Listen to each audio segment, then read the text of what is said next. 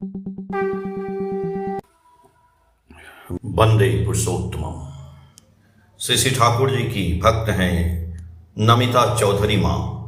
उन्होंने अपने जीवन की कुछ घटनाएं बताई हैं, लिखती हैं वो, और उन्होंने बोला है जो मेरे जीवन दाता परम स्नेही श्री श्री ठाकुर जी की पत्रिका आलोचना में गुरु भाई बहनों के जीवन में घटित दिव्य कृपा की अनेक कहानियां पढ़कर मेरे मन में भी अपने जीवन में घटित उन दयालु कृपाओं के बारे में कुछ लिखने की तीव्र इच्छा हुई, परंतु संकोच था क्या मैं उन घटनाओं को अपनी लेखनी में व्यवस्थित कर पाऊंगी। आज परमपिता परमेश्वर की कृपा से मेरी उस तीव्र इच्छा ने मेरे संकोच को समाप्त कर दिया। उन्हीं घटनाओं में से एक दो घटनाओं को मैं आपके सामने व्यक्त करती हूँ। मुझे बहुत छोटी उम्र में ही दयाल का अमीय नाम मिल गया था। मेरे माता पिता, चाचा और चाची सभी ने श्री श्री ठाकुर के पवित्र नाम से दीक्षा लिया था। शायद मुझे यह पवित्र नाम उन्हीं की शपथ से मिला था। मैंने बड़े होने के बाद नियमानुसार दीक्षा ली। बचपन से ही मेरे नन्हे मन में श्री श्री ठाकुर के प्रति भक्ति और विश्वास की दृढ़ नींव पड़ गई थी। मैं उन सभी कहानियों को साझा कर रही हूँ कि कैसे दयाल ठाकुर ने मुझे कई बार बड़े बड़े संकटों से बचाया। जब मैं 17-18 साल की थी, मेरे पिता गंभीर रूप से बीमार हो गए। उनके हाथ, पैर और पेट सूज गए। वह बहुत दर्द में थे।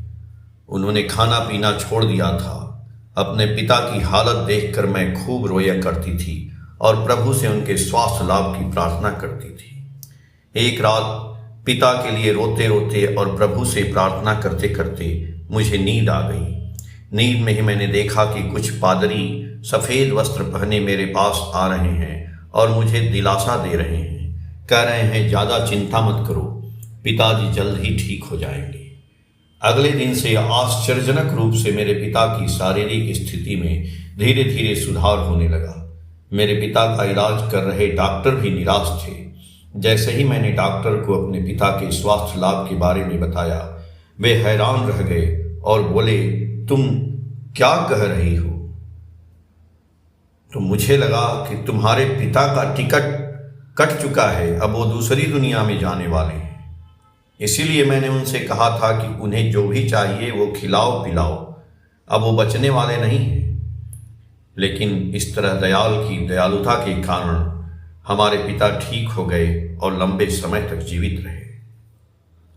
अगली घटना मेरी बेटी का जन्म और उसके बाद के समय का था। मेरा एक बेटा और एक बेटी है। बेटी के जन्म के समय मेरे जीवन में एक भयंकर विपत्ति आई। मेरी बेटी का जन्म एक बहुत ही जटिल सर्जरी के माध्यम से हुआ था। मेरा शरीर इतना खराब हो गया था कि 3 बोतल खून देने के बाद भी डॉक्टर मुझे उम्मीद नहीं दे पा रहे थे कि मैं बच पाऊंगी। ऑपरेशन थिएटर में जाने के बाद से मैं बहुत रो रही थी और मेरी आंखों में श्री श्री ठाकुर, श्री श्री बड़मा और श्री श्री बड़दा के चेहरे दिखाई दे रहे थे। मुझे मेरा जीवन वापस मिल गया। मैं इस तथ्य से अवगत हूं कि मेरे प्यारे भगवान ने मुझे मेरा जीवन वापस दिया। ऑपरेशन के बाद मेरी शारीरिक स्थिति इतनी खराब हो गई थी कि मेरे ठीक होने की संभावना नहीं थी। इस स्थिति में एक दिन अस्पताल में मेरा एक रिश्तेदार मुझे बिस्तर पर बिठाकर खाना खिला रहा था। जब मेरा ऑपरेशन करने वाले डॉक्टर आश्चर्यचकित हो गए और चिल्लाए कि मैं क्या देख रहा हूं। जब मेरी बेटी 3 महीने की थी तो मुझे अचानक पेट में तेज दर्द होने लगा। संयोग से मुझे अपने बेटे को अपनी सरकारी नौकरी पर ले जाने के लिए कहा गया। मुझे अपनी बेटियों के साथ करीमगंज में रहना पड़ा। मेरे पति सिलचर में एक निजी कंपनी में काम करते हैं। मुझे पेट दर्द के लिए करीमगंज अस्पताल ले जाया गया। वहाँ 2 दिन इलाज के बाद भी मेरी हालत में कोई सुधार नहीं हुआ, इसलिए डॉक्टर ने मुझे इलाज के लिए सिलचर ले जाने की सलाह दी। मुझे एम्बुलेंस से सिलचर के एक प्रसिद्ध नर्सिंग होम ले जाया गया। वहाँ एक प्रसिद्ध सर्जन ने मेरा ऑपरेशन किया।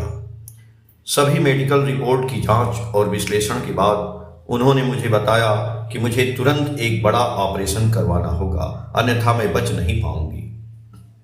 लेकिन मेरे पति 3 महीने पहले की मेरी भयानक हालत को देखते हुए सहमत नहीं थे। नर्सिंग होम के सर्जन ने गुस्से में कहा, अपने मरीजों को दूसरे नर्सिंग होम में ले जाओ, हम नहीं चाहते कि हमारे नर्सिंग होम की बदनामी हो। मेरे पति फिर शहर के सभी नर्सिंग होम के डॉक्टरों के पास गए और मेरी शारीरिक स्थिति के बारे में सलाह ली, लेकिन सभी ने कहा कि ऑपरेशन तो उसी प्रख्यात सर्जन के कहे अनुसार ही करना होगा। इस बीच मेरी हालत सुनकर मेरे सभी रिश्तेदार और दोस्त नर्सिंग होम में इकट्ठा हो गए। शायद वे मुझे आखिरी बार देख रहे थे। आखिरकार शाम हो गई। मैंने अपने पेट में असहनीय दर्द के लिए मन ही मन प्रार्थना की। मैंने दयाल ठाकुर से प्रार्थना की, हे दयाल ठाकुर, मेरे दोनों छोटे बच्चों पर ध्यान दो और मुझे बचा लो। इस बीच कोई और विकल्प न देखकर मेरे पति ऑपरेशन करवाने के लिए तैयार हो गए। जब वे सर्जन के पास अपनी सहमति देने गए तो उन्होंने कहा, अब देर हो चुकी है, इसके अलावा अब मेरी तबीयत बिल्कुल भी ठीक नहीं है, मुझे ऑपरेशन कराने से कौन रोक रहा है। मेरे पति और देवर ने सोचा कि वह गुस्से में ऐसा कह रहे हैं। बहुत मिन्नतें करने के बाद सर्जन ने कहा कि वह अगली सुबह ऑपरेशन करेगा। इस बीच मेरे पेट का तेज दर्द, जो मुझे लगातार परेशान कर रहा था, धीरे धीरे कम होता दिख रहा था। उस रात ड्यूटी पर मौजूद दूसरे डॉक्टर मेरी जांच करने आए और मन ही मन सोच रहे थे कि शायद मुझे फिर से ऑपरेशन की जरूरत नहीं पड़ेगी। अगले दिन सर्जन काफी देर से आया। मेरी जांच करने के बाद उसने कहा, ईश्वर आपकी मदद करे। यह कहकर उसने हाथ जोड़कर ईश्वर को प्रणाम किया जिसने मुझे जीवन दिया। उसने मेरे पति से कहा, मरीज को ऑपरेशन की जरूरत नहीं है। हैरानी की बात है कि जब मैंने ऑपरेशन का जिक्र किया तो डॉक्टर सहमत नहीं हुए, और जब मैं तैयार हो गया तो आप कह रहे हैं कि ऑपरेशन की जरूरत नहीं है। यह तो बहुत आश्चर्य का विषय हो गया। डॉक्टरों, नर्सों, वार्ड बॉय सहित सभी के लिए आश्चर्य का विषय बन गया। अब मैं एक और महत्वपूर्ण घटना के बारे में बता रही हूं। जैसा कि मैंने पहले बताया, मेरे पति का अपना घर सिलचर में है। वे वहां एक निजी कंपनी में काम करते हैं। चूंकि मेरी नौकरी करीमगंज में है, इसलिए मैं अपने 2 छोटे बच्चों के साथ वहां किराए के मकान में रहती थी। नौकरी के साथ साथ मेरी शारीरिक बीमारी भी जुड़ गई थी। मुझे अपने दोनों बच्चों के साथ इस तरह अकेले रहने में बहुत डर लग रहा था और मेरी तबीयत और भी खराब हो गई थी।